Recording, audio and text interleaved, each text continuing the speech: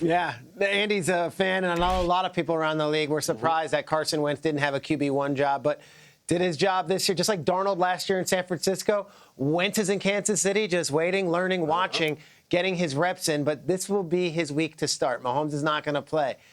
As you know, it could all be wrapped up if the Broncos just beat the Chiefs. They get the 7th seed, and we could put the rest of the AFC to bed and head to the playoffs. However, if the Chiefs somehow beat the Broncos, the Dolphins have a chance, the Bengals have a chance to get into the playoffs.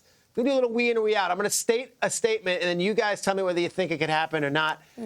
The Carson Wentz-led Chiefs will beat the Broncos on Sunday, breaking open mass hysteria and chaos in the AFC. Kyle Brandt, you in or you out? You want a Tuesday morning game prediction. Peter, this goes against everything you stand for. Tell me. This is no disrespect to the Broncos. I want the Chiefs to win. I don't have to sit here and talk about objectivity. I'm a fan. I want the Chiefs to win just give the bedlam. I want something crazy to happen and somebody sneaks in. If it was the Broncos trying to get in, I'd be rooting for it too. It really has nothing to do with Denver. The Chiefs should not win this game. So Wentz is going to start. Do we have clarity, Peter? Maybe you can tell us about across the board how many backups are going to start. Is he in with the one offensive line? Is he out there with Worthy? Is he out there with Kelsey? I would imagine it's going to be a significant amount of second and third stringers. I don't know the names for sure, but I would be shocked if you saw Kelsey or Chris Jones playing in this game. Listen, everything says the Broncos are at home. They have a veteran coach. They have good roster. They have everything to play for. There's absolutely no reason they should lose this game. And yet I've seen it happen before. There's teams, you can go back to the early 2000s. The Bills had a win in the last week against a team with nothing to prove, and they lost.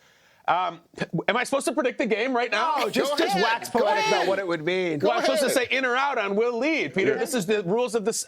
You know what? Because I want it, Denver, go ahead and play this all I want. Yes, I'm in. Carson Wentz somehow pulls it off. Shock and awe in Denver. No, nothing personal, Broncos. Yeah, there you go. I'm right there with you, man. Yes, I'm in on this as well. I've got Carson Wentz leading the Chiefs into victory. We've seen this before. I know that people are going to be concerned, he's not the Carson Wentz of before. Shoot, we know one thing about Andy Reid. He knows talent. He knows how to pick out talent. I think back to Matt Moore back in 2019. Heck, he won a game when he started, because of injury for Mahomes. So I know Wentz is going to go out there, and Wentz is a far better talent. No disrespect to Moore, but I know Carson Wentz, whether he has his guys or not, he's going to go out there, he's going to have some fun, and he's going to show up big time. Peter, how does this work? If you're not going to play your starters, then you make your second-string guys your starters. There must just be a flurry of practice squad guys getting signed or elevated this week?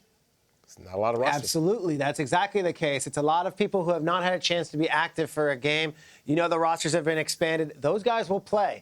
The question, and when Bill Belichick brought this up with Jim Gray yesterday on that podcast he said, how do you look at that fringe guy who's a starter, but not necessarily a superstar, and say, no, but you actually have to play. But the other guys, they're more important. It gets very complicated. But, Jamie, I would imagine there's going to be a lot of names you don't usually see and maybe mostly see in the preseason playing for the Chiefs on Sunday. Okay, I asked this with a very specific question in mind. It's that if you have a team PR, if you're on the listserv and things get sent to you when a guy gets elevated and a practice squad guy gets whatever, that is a lot of emails in your inbox this week for the Chiefs. Like, we elevated this guy. We deactivated this guy. This guy's getting lifted off of IR. I just want the Chiefs to win because if you are on that listserv, God bless you, Peter. I'm sure you are. And you're just opening these things. I'm still signed up for Mountain West football. I don't have the heart to unsubscribe for that. So I still read those things. There's a lot of notifications and activations. And if the Chiefs are going to go through all this work to activate guys and sign them, whatever, I hope those guys that are coming off the practice squad have a great Week 18. Sorry, Broncos. It's no offense to you. I'm just doing it for the inbox. Yeah, and the content. I think that's the key here. No one's saying we desperately don't want the Broncos in the playoffs, but things get a lot more interesting if the Chiefs do take care of business here. It totally opens up things for the Dolphins, who all they would have to do is beat a terrible Jets team to get in. And then if the Jets somehow beat the Dolphins, then all the Bengals have to do is look back to the day before and say, wait, our win yesterday actually matters. It gets really rich with all the different things that happens. Now, here's the one scenario that is not being mentioned everywhere. If all these teams lose, if the Broncos lose, the Dolphins lose, and the Bengals lose, the Broncos go to the playoffs anyway. So that might end up happening too. So I would take that. I'll take that. Take that. Crazy, right? Yes. All right.